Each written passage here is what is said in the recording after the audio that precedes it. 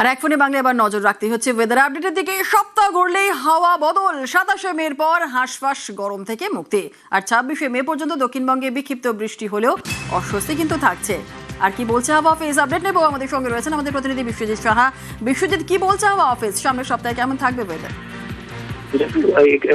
কদিন ধরে যে গরম এবং অস্বস্তি চলছে, সেই গরম এবং অস্বস্তি চলবে এবং পশ্চিমের জেলাগুলি মূলত বাঁকুড়া, পুরুলিয়া এবং পশ্চিম মেদিনীপুর, ঝাড়গ্রাম, পশ্চিম বর্ধমান, বীরভূম, এই জেলাগুলিতে যেমন গরম এবং অস্বস্তি বেশি থাকবে, তেমনি বজ্রবিদ্যুৎ সহ ঝড়ের সম্ভাবনা বা বৃষ্টির সম্ভাবনা থাকছে বেশি। তবে দক্ষিণবঙ্গের সব জেলাতেই বজ্রবিদ্যুৎ সহ বৃষ্টি হবে। বুধবারের পর থেকে এই পরিস্থিতির বদল হবে। বুধবার থেকে ক্রমশ এই ঝড় বৃষ্টির সম্ভাবনা, বজ্রবিদ্যুৎ সহ ঝড় বৃষ্টির সম্ভাবনা দক্ষিণবঙ্গ জুড়ে বেশি হওয়ার সম্ভাবনা রয়েছে। বৃহস্পতি, শুক্র এই দুদিন আরো বাড়বে এই ঝড় বৃষ্টির পরিমাণ এবং সব জেলাতেই ঝড় বৃষ্টির সম্ভাবনা রয়েছে।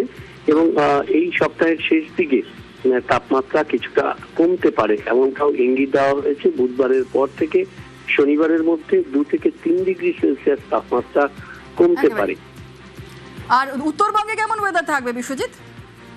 উত্তরবঙ্গে ভারী বৃষ্টি চলছে, কোথাও কোথাও অতি ভারী বৃষ্টি। আজও অতি ভারী বৃষ্টির সতর্কতা যেমন আলিপুরদুয়ার জেলার কিছু অংশে রয়েছে, তেমনি ভারী বৃষ্টি দার্জিলিং থেকে কালিম্পং থেকে শুরু করে জলপাইগুড়ি, কোচবিহার এবং আলিপুরদুয়ার এই উপরের 5 জেলাতেই চলবে। আগামী কাল থেকে এই ভারী বৃষ্টি উত্তর ও দক্ষিণ দিনাজপুরে হতে পারে, এমনটা সম্ভাবনার কথা জানাচ্ছে আলিপুর আবহাওয়া দপ্তর। তবে সব জেলাতেই বজ্রবিদ্যুৎ সহ বৃষ্টির সম্ভাবনা থাকবে। যেমন বুধবার থেকে দক্ষিণবঙ্গে যেমন ঝড় বৃষ্টির পরিমাণ বাড়তে পারে, তেমনি উত্তরবঙ্গে বুধবারের পর থেকে ঝড় বৃষ্টির পরিমাণ কমতে পারে, এমনটাই জানাচ্ছে আলিপুর আবহাওয়া দপ্তর। ধন্যবাদ।